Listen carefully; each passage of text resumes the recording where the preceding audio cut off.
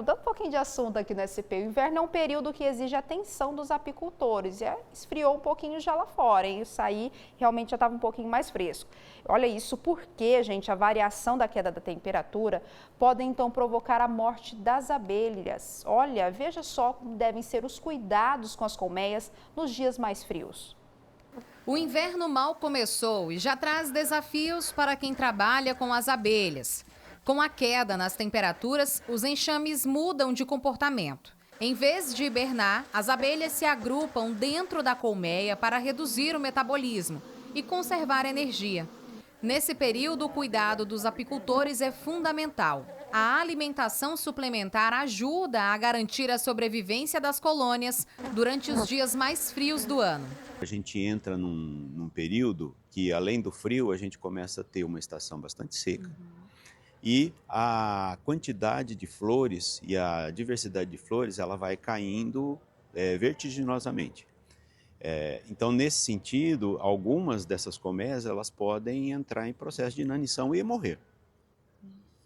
Então, nesse sentido, é necessário que os apicultores ou meliponicultores tenham sempre atenção, façam uma checagem, né, nos estoques de alimento que elas têm e entrem com alimentação artificial. Então, eles oferecem artificialmente pólen e mel para as abelhas, para que elas consigam sobreviver nesse período. As abelhas são pecilotérmicas, ou seja, dependem do ambiente para regular a temperatura. Nessa propriedade, a saída foi reforçar a alimentação e usar o isopor como isolante térmico nas colmeias. Uma medida simples, mas eficaz para evitar a morte das abelhas nos dias mais frios. Na propriedade, que fica em Talhado, o produtor mantém 19 espécies de abelhas, com e sem ferrão, em um manejo que já dura 6 anos. Cada caixa recebe uma camada de isopor para evitar a dispersão do calor. As jataí, uma das espécies nativas mais populares, são alimentadas com favo de mel.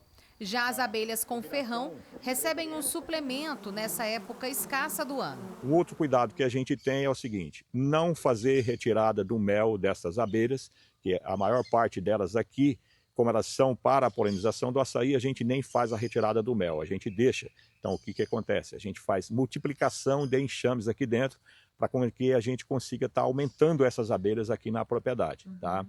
São feitos trabalho de iscas colocadas aqui também, para com que, a hora que elas lancem novos enxames na natureza, a gente consiga capturar esses enxames que estão aqui trabalhando ao entorno da propriedade também. No Noroeste Paulista, as abelhas sem ferrão são um dos tesouros mais valiosos do campo. Nativas da América do Sul, elas reúnem mais de 260 espécies conhecidas, muitas delas exclusivas do Brasil. Além de produzirem mel, essas pequenas polinizadoras cumprem um papel fundamental na preservação da biodiversidade, polinizando a maior parte das plantas nativas, diferente da abelha europeia. Nós temos a abelha europeia africanizada, que as pessoas que trabalham com ela são os apicultores, e nós temos as abelhas sem ferrão, como por exemplo a jataí. Elas normalmente são criadas por profissionais que nós chamamos de meliponicultores. Nos dois casos, a estratégia é basicamente a mesma. Sofrem pequenas alterações, mas como são insetos, os dois não conseguem controlar a temperatura corporal e eles usam essas estratégias. Se ela não tiver a quantidade satisfatória de alimento, ela vai abandonar a sua colmeia e vai procurar em outro lugar o seu alimento, né? No caso que é o pólen e o néctar, né?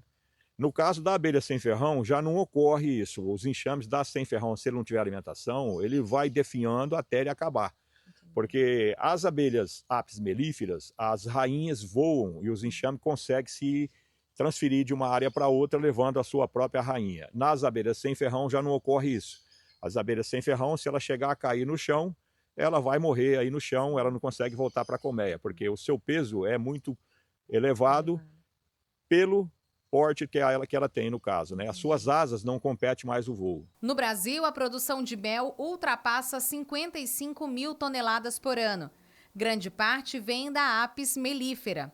Mas as abelhas nativas, embora produzam menos, geram mel valorizado pela pureza e pela florada local. Por isso, preservar esses enxames é uma questão ecológica e econômica. Quando entrar a época de produção, que começa a época da primavera, esses enxames têm que estar fortes para com que eles consigam trazerem para dentro de suas colmeias e armazenar uma grande quantidade de mel, uma quantidade satisfatória para com que o produtor tenha esse mel para o seu negócio, né, para a sua venda, né? Então daí a necessidade de estar alimentando. Que delícia, né, gente, de olhar esse mel.